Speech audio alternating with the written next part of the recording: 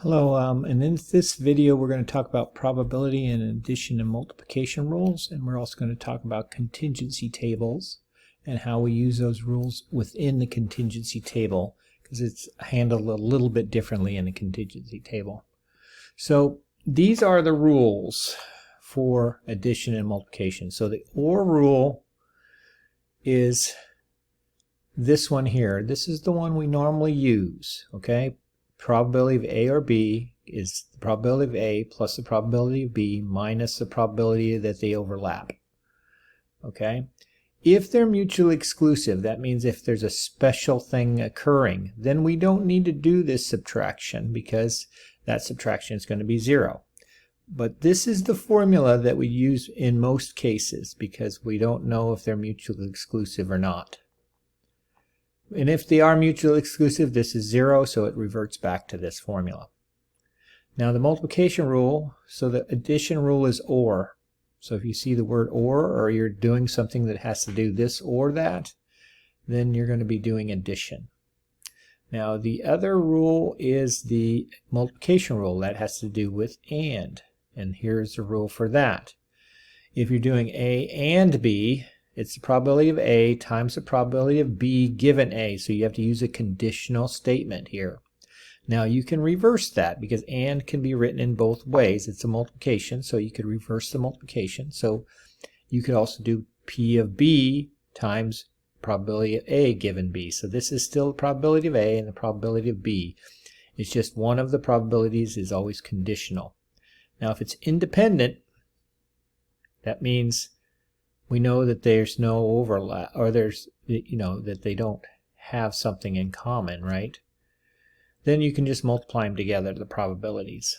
But most of the time we'll be using this one with the conditional probability. Now, just to review, the conditional probability formula states that we do the probability of A and B divided by the probability of B,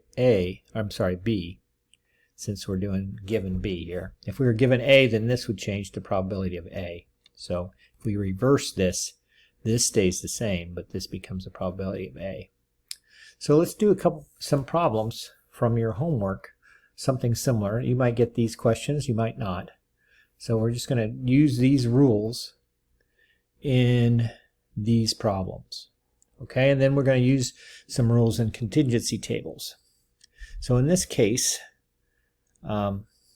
these must be independent, because they didn't give you true numbers here. So when they give you percents like this, then these are going to be independent of one another. So you're just going to use, when you do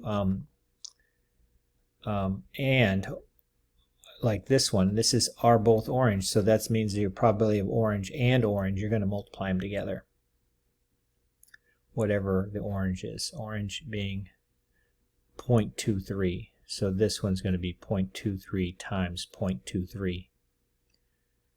Okay, because the probability of getting orange the first time is 23%. The probability the second time is 23%. You'd multiply those together. Both being orange is an and. All right, so that would be 0.23 squared. If we're doing a calculator, clear 0.23. You can multiply it by itself, or you can just square it on your calculator, square. So that would be the number you would type in for this one right here, both being orange. Let's just double check that. 0529. I have the solution right here. 0529. So that is correct. So it should be. So the probability of not being orange means that you would just take, that's the complement. So not being orange means it's not 23%. So it's going to be 77%. Okay, because 77% is if you add 77 and 23, you get 100%. So this is a complement because it says not. So this should be 77, which it is. Okay, or blue or yellow means we're going to add them together. Or is addition, right?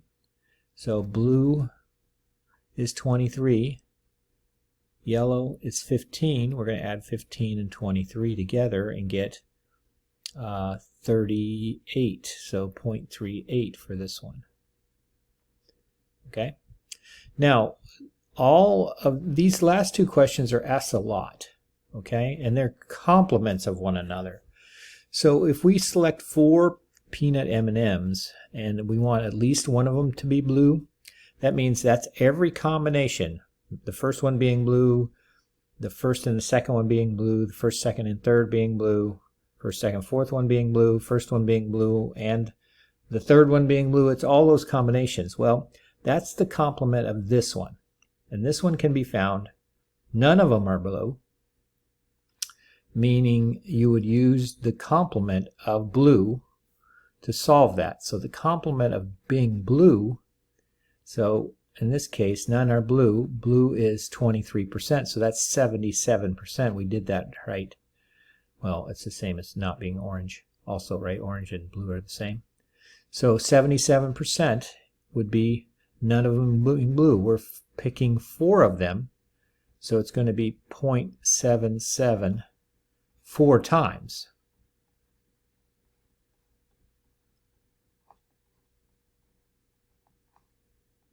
Or if we put in our calculator once, it just to the 4th power. That's the probability of not blue. 4 draws. Okay, 4 draws not being blue, this would be the probability. Now the probability at least 1 blue out of the 4 draws,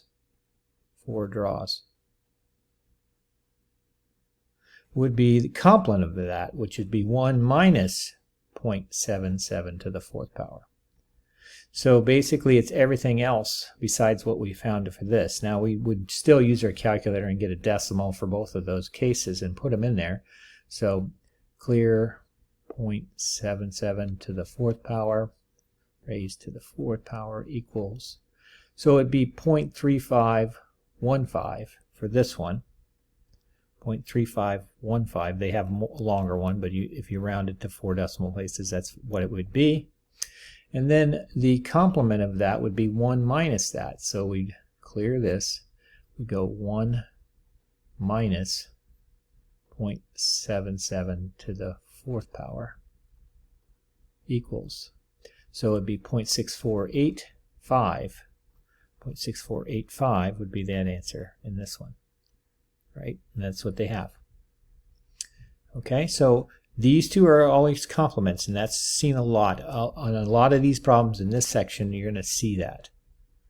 None of them being a certain thing, then at least one of them being a certain thing. You need to know that those are complements, and that's the easiest way to solve that. Okay, so let's go down here and answer question 5. It says a bag contains 4 whites, 10 blacks, and 5 greens. A marble is drawn from the bag, replaced, and another marble is drawn. The probability that you draw a white and then a green. So white. So the total marbles here would be 19, right?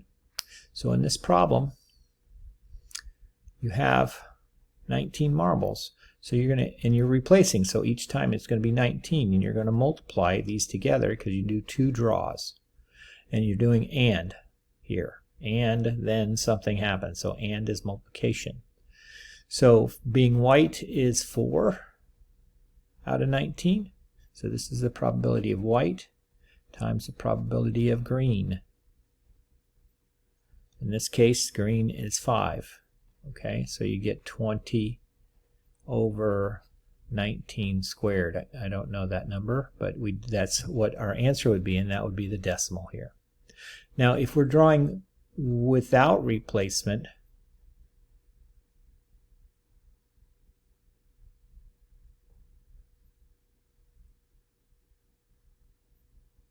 so it says here a bag containing 10, 5, and 4.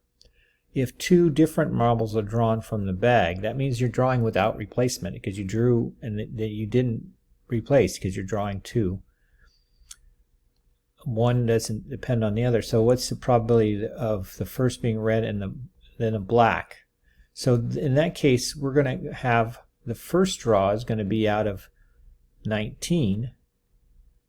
So we're going to have probability of red times the probability of black given red was already drawn. So that's going to be our probability here. So if we've already drawn a red, that means we're going to have one less marble. Okay, so this probability is going to have an 18 for the denominator, whereas this one has a 19. Because we have one less marble, we've drawn a red one already. Okay, so your sample space goes down. So red would be 10 out of 19, and then black would be 4. Because we didn't draw a black one, we still have 4 black ones in there. So if you multiply these two together, that would be the answer to this. Okay, so now we're going to move to contingency tables. Okay, so these are contingency tables. That's where the two things are related. In this case, grades and gender here are related in this contingency table. Now I'm going to answer some questions here that we're going to do the same. We'll do the same thing here. It says here we're doing AND, right? So an AND is using that formula where we're going to multiply, right?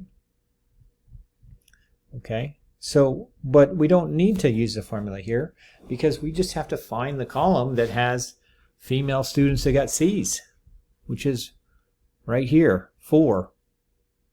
So the answer to this female N got a C is 4 right here. It's the overlap of the C column and the female column, female row and C column. So the answer to this is going to be 4 out of 59, 59 total. So if you take 4 divided by 59, you get the answer here. You just need to write it as a decimal. Okay? Now, that's an AND. You just have to find the intersection. Now, if you're doing an OR in a contingency table, then you have to know how many females, 47, how many C's, 17. So you're going to add those two together, and then you're going to subtract the overlap. You're going to subtract 8. So we're going to actually use the OR formula. So you're going to do females 47 plus 17 C's minus the AND, minus 8. So it's 47 plus 17 minus 8. And then we're going to divide that answer by 79. Okay, so to do that problem, you get the probability of female plus the probability of C minus the probability of females and C. So in this case, it was 47 out of 79 plus 17 out of 79 minus 8 out of 79. So if we just take these, we're just going to add and subtract the numerators here and then divide by 79. That should give us a decimal to round it to 4 places. Okay, so in a contingency table, you don't necessarily have to, if you're doing an AND, you don't have to do that. You just find the overlap, right? Okay, so that's how you do it. Now, if we're doing a given one right here, right? So that's the other thing in a contingency table. If you're doing a given, then the total is not going to be 62. It's going to be whatever row or column that's given. So in this case, this one says A given, the student got an A given that they were male. So in that case, the numerator is 15, because that's how many A's were males. And then we're going to divide that by 31 because we're given that it's male. So we're only going to be dealing with this row because we're dealing with male gender only here. Okay, so we're saying our contingency table reduces down to just this row because we're just going to be dealing with males here. Okay, so in a given situation, you're going to be either dealing with a row or a column.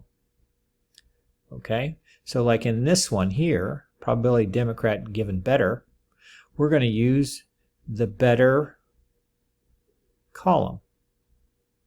We're going to do Democrat, so it'd be 12 over the total of these 3 numbers. We'd add these 3 numbers to get their total because that's the better total, and you would divide 12 by that number. All right, so in contingency tables, we can usually just read off the numbers and then divide. Okay, but you do need to know the formulas. just in case. And you do need to know what it is to mean mutually exclusive. So if you're looking at this, this has to be true to be mutually exclusive. This has to be true to be independent. Okay. If it's not, it has to be so basically, to be independent, this probability and this probability have to be the same. And in this one, this has to be 0 to be mutually exclusive.